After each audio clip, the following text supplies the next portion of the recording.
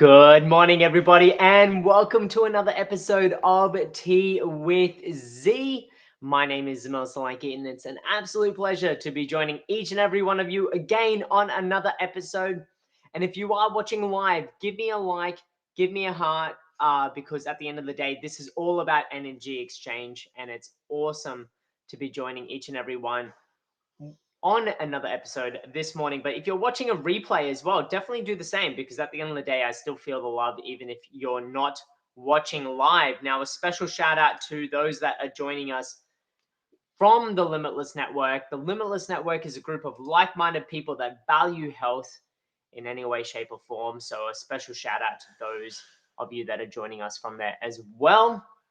Now, when we look at today's topic, and I covered off a little bit about yesterday. Well, I'll cover a little bit off about yesterday. So yesterday we spoke about, what the new month is bringing and the planning process to really kickstart off, coming into these busier periods of the year, but also taking reflection on what we covered off last year in terms of being anxious or panicked or worried about what the events are to come, but then planning for, I guess, how we're going to handle those leading into the busiest part of the year for many. And for many, where a lot of those anxiousness, those worries, those panics all really start to resonate and come to the surface. And what I wanted to do today was really touch on where we sort of see, I guess, that translation of planning into the decisions that we make. Now, when we come down to decision making, well, what guides our decisions? What guides our decisions? Well, it's our internal beliefs. It's our beliefs on the situation and our interpretation of the situation. And as a result of that, we make a decision to act upon the information that we have presented to us, or the information that we filter out. Because at the end of the day, when you look at how much information that we receive a day, we receive around 2 to 3 trillion bits of information a day, which is roughly translated to about 3 to 4,000 bits of messaging information. So branding information, messaging information, or decision-making information. Now, our brain filters out a lot of that information. Otherwise, we'd get definitely overwhelmed and decision fatigue very, very quickly. And when you look at our ability to make decisions effectively and efficiently, once our brain filters it out, we then use our belief systems to actually prioritize, well, how relevant is that situation to us, and then make decisions based on a sense of urgency. Or how quickly do I need to make a decision? Is it something I can delegate? Is it something that I need to act on now? Is it urgent? What does that look like to us? And our brain helps us to filter that. But what helps us to guide what action we actually take at the core of it are our values, And that's if we actually listen to them. Because at the end of the day, even though that we have our values, and we've spoken about values a few times, values aren't a hard or fast rule for many. Values traditionally, though, are seen as simply guideposts, a guidepost to help guide our decision making, to ensure that the decisions that we are making fall in line with what we actually believe in. And when we use our values to actually guide our decisions to ensure that it falls in line with what we believe in, then that helps us to actually create decisions of meaning, of value to us, that actually helps us believe in what we're doing, to believe that we're doing this action for some sort of reason that is congruent with what we stand for. And my question then to you, well, not my question, but where this is sort of leading towards is, well, once we identify our values, the ability for us to demonstrate our values based on our beliefs all come down to the sense of, firstly, one, identifying and knowing our values, two, living and resonating with our values to actually believe in what we identify as our values, three is actually aligning ourselves and actually ensuring that we're constantly connecting to them, and four is demonstrating.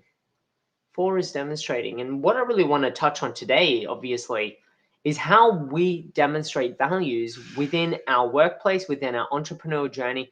Because at the end of the day, when we demonstrate values, that then helps us to do all of those other threes, helps us to align to them, helps us to become more familiar with them, but helps to reinforce what those values actually are, not only to ourselves, but to our community and to those that are around us. And the reason why I'm touching on this today is because, if you're watching this in Australia, because, we get people from all over the world dialing in and watching this. So a big shout out to everybody from beyond Australia as well. But when we dive into Australia today is Cup Day. Today is Cup Day, and what I've seen a lot lately, and more so than in recent years, and at the end of the day, it might be getting even more attention now because of the COVID-19 pandemic, where it kind of put the brakes on it or has changed the format and the sentiment around it. But what I've really noticed this year, I've seen it in previous years, but now more and more it's starting to emerge that there's a greater importance of, the role the cup plays in our society, and whether or not, you're for or against it. But what I'm seeing is that there's more vocalization of opinions and thoughts from really prominent media personalities and journalists about how the cup plays out and what the implications are for it, both good and bad. And when we look at that, and when we look at that within the workplace, and I was thinking a lot about this, in our pharmacies, we'd run sweeps, we'd do, a lot of things that were, I guess, promoting the event within our workplace. And when you look at that now and go, well, would I be doing the same thing? Would I be doing the same thing, knowing that my team probably have different values or opinions on that? And then what culture am I fostering as a leader or as an entrepreneur to be actually supporting that within the workplace? Now, for me personally, I don't hold a specific opinion, because at the end of the day, it's something that I just don't engage with. It's just something that doesn't resonate overly much with me. I don't go out and put, massive or any real money on the cup or anything like that. Yeah, so for me, it's quite indifferent. Having said that, though, for me personally, I do see the argument about the animal side and the welfare and well-being of animals, because at the end of the day, that's something that I value and cherish. But at the other end of the stick, I do understand that there's a commercialization aspect to this. But for me, the outweighing factor is, well, the animal welfare, the animal well-being is still definitely a big part of that. But for me, it's just going, well, how do my team respond? What are their values and what is their actual notions around this day? And it's something that I never really explored. And because at the end of the day, and is a great lesson learned, is something that at the end of the day, if you're trying to form a culture around safety and open and honest communication, it's about giving them that safe space to actually go, you know what, I don't want to partake in this. And I don't have to justify why, but at the end of the day, it's just something that I'm not aligned with, or something that I'm not valued, or I don't value. And so that's what I really wanted to sort of bring up today as well. Then within your workplace, how is this dynamic changed? Are you running sweeps or something like this on your entrepreneur journey? Because at the end of the day, we are all health entrepreneurs. And this is why I'm saying, like, I can understand the sentiment of, the welfare and well-being aspects of the animals, because at the end of the day, we're all animals. And as a health entrepreneur, I totally appreciate that and respect that, because let's be honest, horses are very majestic and beautiful creatures. And so when you look at that as a whole, well, then how are you demonstrating these values within your business? What are your team? What's the sentiment of your team? And they might, just be all for the cup, and that's completely fine as well. But at the end of the day, are you isolating members of your team by not exploring and having open and honest conversations about their views and their values? And as a result, then are you dividing your team and dividing the culture within your organization on something that is such a prominent day in Australian culture? And so that's what I really wanted to ask you today is, well, how are you looking at this day, and how are you looking at the demonstration of the values within your organization each and every day? And how are you bringing your team on board, or seeking feedback from your team to understand their viewpoint and where their values lie as well?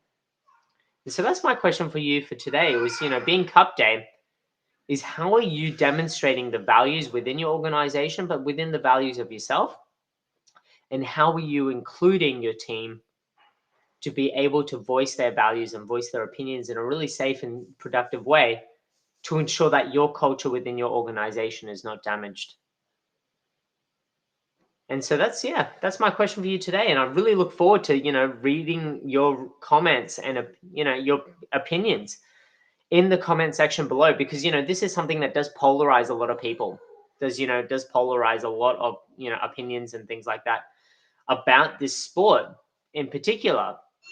And we're starting to see more and more of it. And that's why I really wanted to bring that up, because if we're starting to see that polarization of opinions in public, I could guarantee that it's going to be coming out in the workplace as well. And if you've done so much work to build a culture within your organization, and then one day divides and fractions the team because we haven't actually explored what these values alignment means and demonstrating these values, then it's something that, we need to really, really start to look at moving forward. So that's it from me today. Food for thought. Really interested to read your comments in the comment section below. And if you're looking for a safe space to do that as well, the Limitless Network is definitely open to you, because at the end of the day, we are all health entrepreneurs in our own right. We all value health in some way, shape, or form. And that's what this is all about. So that's it from me today.